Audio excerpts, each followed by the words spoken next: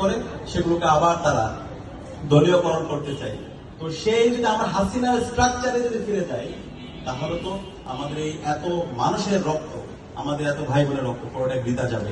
সুতরাং আমরা জুলাইয়ের প্রজন্ম বেঁচে থাকতে এই বাংলাদেশ আমরা সেটা হতে দেব না। বাংলাদেশ গত 55 বছর ধরে আমরা একটা আনসিভিলাইজ স্ট্রাকচারের মধ্যে দিয়ে গিয়েছি। আমাদের যে 72 সংবিধান, সেই সংবিধান এই বাংলাদেশে আমাদের অধিকার হরণ করেছে।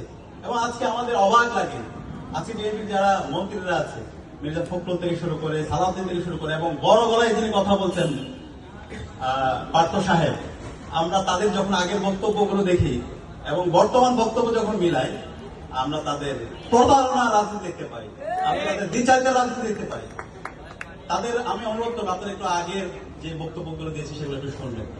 আপনাদের নেত্রী এবং আমরা যার জন্য সবসময় শ্রদ্ধার সাথে আমরা যাকে স্মরণ করি, বেগম খালেদা জিয়া, তিনি বলেছেন বাংলাদেশে যখন জনতার সরকার প্রতিষ্ঠিত হবে তখন এই 72-এর মুজিববাদী সংবিধানকে ছুড়ে ফেলে দেওয়া হবে। এবং আমরা আশা করেছিলাম সেই ছুড়ে ফেলে দিয়ে আমরা নতুনভাবে রাষ্ট্র প্রকল্প বিনির্মাণ করব। এবং সেই সংস্কারের জন্য আপনারাও কথা বলেছেন, আপনাদের রাষ্ট্র সংস্কারের জন্য 31 দফা দিয়েছেন। সেই 31 দফায় আপনারা প্রথম দফায় বলেছেন আপনারা সংবিধান সংস্কার কমিশন গঠন করবেন। কিন্তু আজকে নির্বাচিত 2/3 মেজরিটি পাওয়ার পরে আজকে আপনাদের কথার সুর, আপনাদের গলার সুর পরিবর্তন হয়ে গেছে।